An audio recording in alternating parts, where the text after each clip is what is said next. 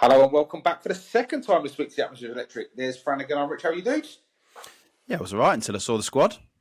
Well, yeah, there you go. You've gone 2-footed straight away. This is a emergency panic attack call based on the complete shambles of an England squad that made us both very angry first thing this morning, didn't it? It did. It just didn't make a lot of sense. We were sort of asking questions and we couldn't really answer them, really. So let's start with some mitigating circumstances in terms of injuries. Okay, there are some clear omissions due to injury. Obviously, Saka being right at the very top of that list. You'd even say Lewis Hall is probably right at the top of that list based on the way he'd been playing and the position he plays in. So there's two people right from the get-go that are missing. Trent as well, I'd say. Trent, yeah, of course, yeah. But I was actually, and I've got it up in front of me, I was actually 150 times more excited for Lee Carsley's first England squad than I am for Thomas Tuchel's first England squad. Well, I was excited to see the England squad and the route that he'd take it down. And I actually thought there'd be more of a plan. This seems to be quite short-termism because, I mean, I've wrote down a list of names that I'm disappointed and a list of names that I'd like to have seen in there. And some of them are mainly because they're younger. But he's got time on his side now to start building the squad into what he wants to take into the next national tournament. So, I mean, one of the ones which isn't being spoken a lot, really, for me, it's disappointing, is Kyle Walker. I think the time is now. It should have been changed. Like, Reece James is back in the squad. He's consistently injured, but the time is now to take Walker out the squad, isn't it? He's not going to be around for the next tournament. He should have been one of the first omitted, in my opinion. Yeah, he's having a tough time in Italy.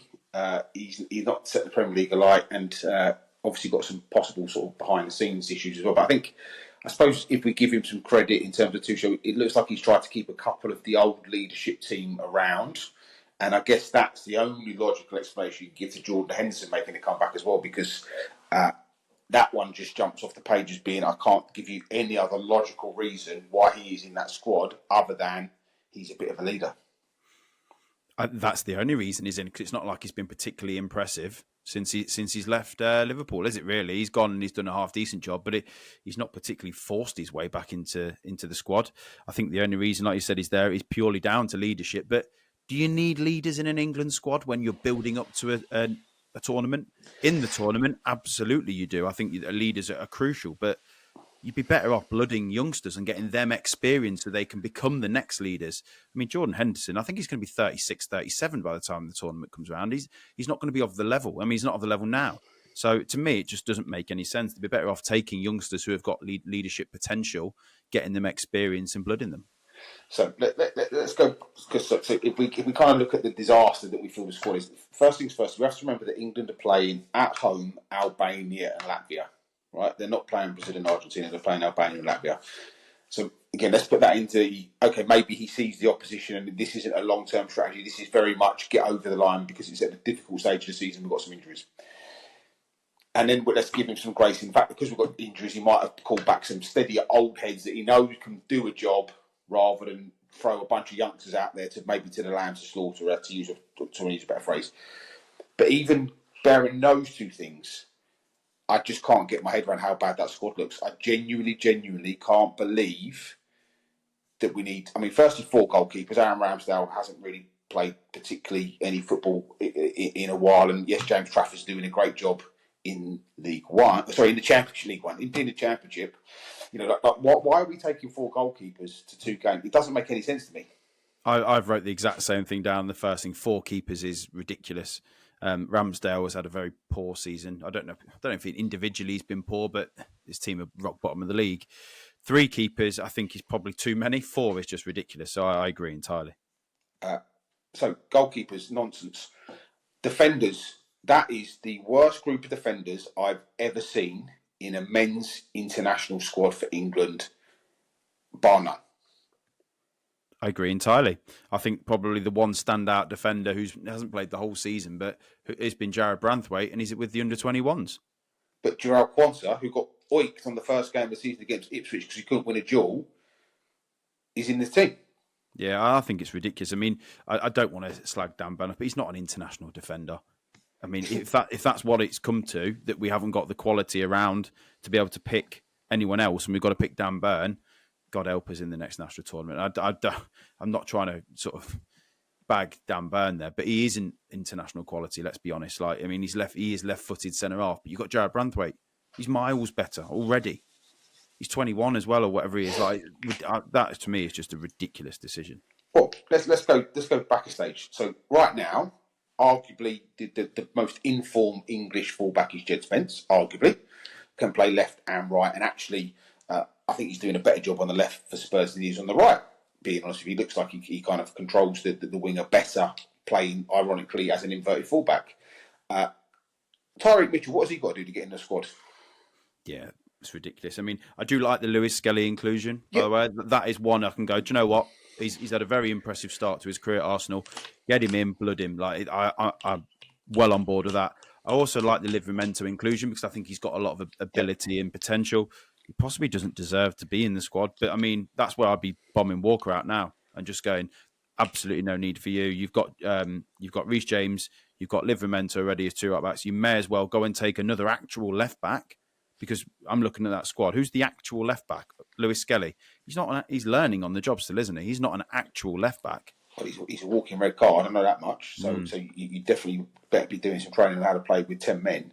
I mean, thinking about this, being honest with you, this looks to me like we're going to be playing 3 centre backs. If I'm being honest, this to me looks like. By the way, I'm not entirely sure. What I'm assuming that Kyle Walker, because I can't imagine that you need Reece James, Livramento, and Kyle Walker. I know Livramento has actually covered the left back role a little bit as well, but that You've got feels Konsu, he's been playing it right back, hasn't he? The majority of the season for Villa, sorry. Having said that, Reece James is now playing central midfield for Chelsea because he's not as good as Gusto. It's just like I really think that when Reece James is Reece James, I think he's a phenomenal football player, but he hasn't been at that level in for as long as I can't remember the last good game that Reece James had where he was dominant on that right hand side. Injuries have killed his actual game, haven't they? He was quite athletic, and now he is playing as the inverted fullback because his legs they've not gone. I don't mean it in that sense, but because his injuries don't allow him to bomb up and down the flank like they used to. So we could see ourselves with a back 3 of Dan Burn, Levi Colville, and Mark Gahey. I suppose you could chuck Conjure in, and he might give Kyle Walker a go on the right hand side as pace, but that is again. Forget the opposition we're playing against. That is not going to be any good for any time before we even look at the midfield. And again, obviously, what you dress up as a midfield. The one thing that we would both agree on is it's great to see Morgan Rogers actually in the squad. But what does we talked about type. What does Morgan Gibbs White have to do? And I mean, the first thing you said to me was no Nottingham Forest players in this squad. That was the first message you sent me back when we started talking about this. I remember Gareth Southgate kind of hanging his hat on. I'm going to pick players in form, which feels like a really good, sensible plan. Now, it didn't always follow through on that idea, but the idea is very sound. This is just all over the shop, isn't it? How is Morgan Gibbs White not in this thing? I don't understand, to be honest, especially when I look at some of the other names, like Eze's been included. Eze of 6 months ago, yes, but he's been injured. He's only just coming back into the Palace team and back into form. I mean, I wouldn't have been looking at Eze. I'd have let him bed in. I like the Curtis Jones inclusion. We need to look for younger midfielders. It's a bit, but I mean, who else is out there at the minute? I mean, one of the midfielders that I've written down is Adam Wharton. Yeah. Again, I've contradicted myself with saying he's coming back from injury, but I'd say he's a far more crucial player than Eze. We've got a lot of players in the number 10 role. Eze can be left to come back into form. I'd be getting Adam Wharton in there. I think we need. I can't see a ball player in there whatsoever. No, it just looks skew whiff. I mean, you've got Cole Palmer down as one of the midfield players. You've got Jude Bellingham down as one of. And I appreciate that's not Thomas Tuchel's fault, by the way. But in reality, this just looks like a bodge job of. I don't know. Almost like you've had 6 months to do your revision, but you've done it on the day before the exam, and you've just put some name down a bit of paper because you need to hand it in. Yeah, like you've said. Well, do you know where you've just said there? It looks like it's a 3. I can't tell. Like you said, there's so many names that have been bodged in. I can't actually tell what formation we're going to play. Like, is it a 4? Is it a 3? Like, it doesn't jump off the page to me. Looking where you look at a squad and you go, that's a 3 at the back, that's a 4. Like, it's a bit all over the shop for me. Yeah, I think I'm leaning towards a 3-4-3, a 3-5-2 in the sense that I can see it being Dan Declan Rice and Jordan Henderson with maybe someone in front of them, Cole Palmer in front of them. I don't know.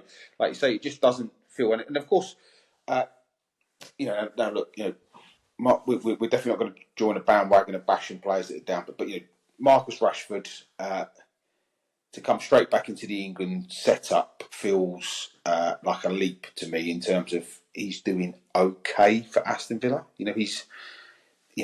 I think when I was thinking about Marcus Rashford and how he's got in his squad, like sometimes stats can kind of mislead you, can't they? Like he's got loads of assists at Aston Villa, but if you look at the actual assists, they're not like world class through balls, and like, a lot of it's a scuffed shot that's been tapped in by somebody else, or a scuffed cross that's accidentally landed at somebody else's feet. They're not actually kind of by design. There's been signs of him coming back into form, hasn't there? And there's been signs of him recapturing form, but you wouldn't say that he's hitting the heights at Villa. No, he's still very much coming off the bench.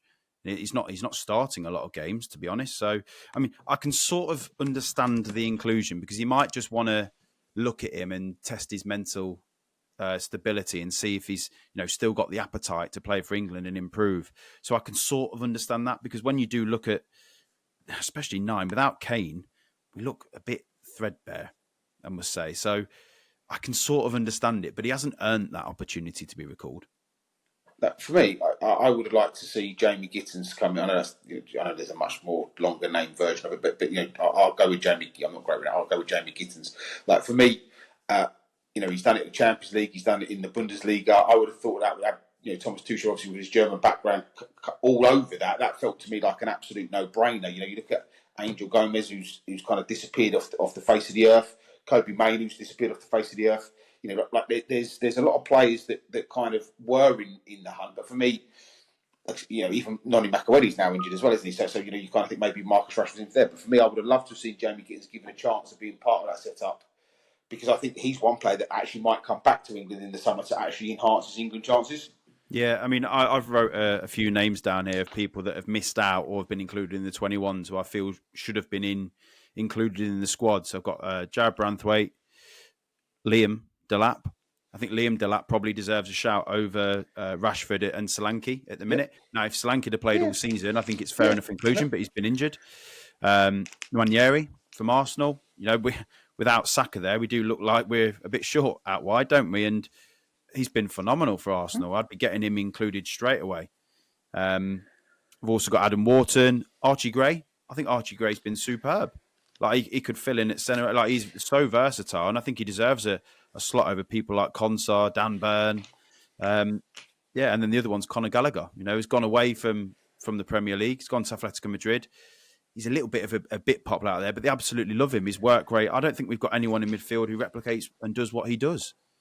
But again, he's probably gone away and his reputation's grew. So I think there's a few players there who I would absolutely be looking to include ahead of some of them that have been. Yeah, Conor Gallagher is absolutely now part of that team now. He's worked his way in. He started against Real Madrid, scored the goal, obviously. And like you say, everybody over there, El Bulldog, loves him. And for me, again, very surprising that it feels like we've taken, for me, with Jordan Henderson's inclusion, it feels like we've taken a massive step backwards. And again, if he was absolutely dominating the space, and like you go, fair enough. But for me, he's not. Ajax have just been absolutely annihilated by Frankfurt.